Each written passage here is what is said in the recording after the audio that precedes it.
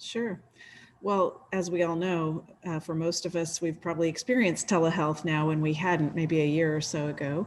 But telehealth is increasingly important because of the pandemic. But even before the pandemic, telehealth was growing in its use and its application. The system that I primarily work in, the Veterans Affairs Health System, was a big user of telehealth to reach rural veterans, veterans who live a long distance from their VA facility.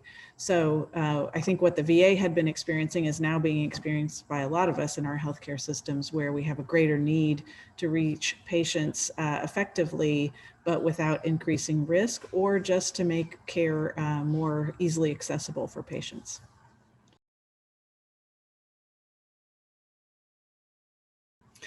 I think one of the main benefits, as I mentioned, is reaching people who otherwise have a difficult time accessing healthcare.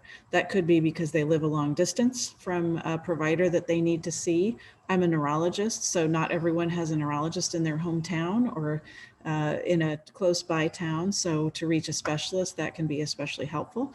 I'm also a stroke specialist, and so many of my patients have difficulty traveling because they have a disability. It's hard for them to get in a car. It's hard for their family to bring them, perhaps. And so telehealth is another benefit for those patients because it means they can access their provider more readily without the difficulty of maybe making a half-day journey to travel.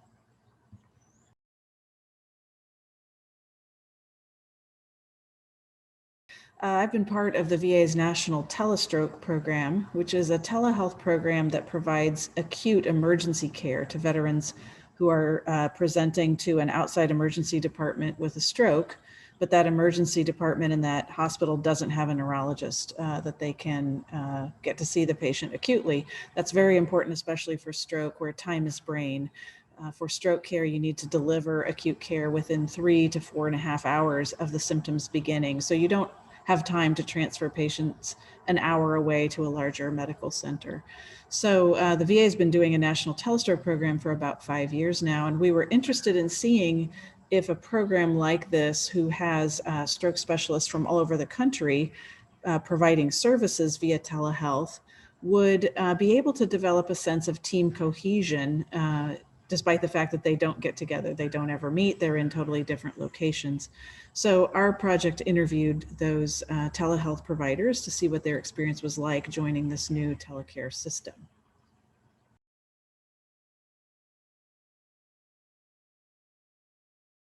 Well, I think that telehealth is going to increase. I think that now that many people have experienced it, both patients and doctors, they've realized that there are some real benefits to it. It doesn't solve every problem, and there are definitely times when you need to see a patient in person. And there may be patients who have a strong preference to see their doctor in person. But I think that telehealth is going to be increasing, not just for emergency care, but for routine care as well. And I think that's really important. I think access to healthcare has been a problem. It's one of the issues that we face in providing equitable healthcare across all levels of diversity. And I think that that's going to help us provide better care for patients. I think what our study showed is that it is possible to form a cohesive team of people that work totally virtually, that don't ever meet. And of course, most of us in our work lives have perhaps experienced the challenges and the potential benefits of that as well. What we found in our project was that when telehealth providers had a weekly meeting, virtual meeting, where they were able to sort of share difficult cases, talk about problems they might have experienced, that was very helpful to making them feel more of a cohesive part of a team. And then we also found that if the providers had some agency in solving problems, so if they were given an opportunity to help solve problems rather than having the organization sort of work on their behalf in the background, that also helped them engage and make them feel part of a constructive, cohesive team. we were surprised. We had some telehealth doctors tell us that they felt more a part of their telehealth team, which was a virtual national team, than they did with doctors that were at their same hospital. So I think that those were the two big keys, that sort of open communication, chance for, especially for doctors, to share difficult cases and ask opinions of their colleagues. And then also the chance to work together to solve problems really helped this team stay successful and stay intact and continue to be operating today. No, I would just encourage anyone who hasn't tried a telehealth visit to give it a try.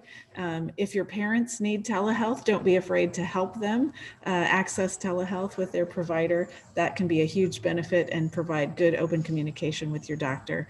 So I just encourage everyone to give it a try.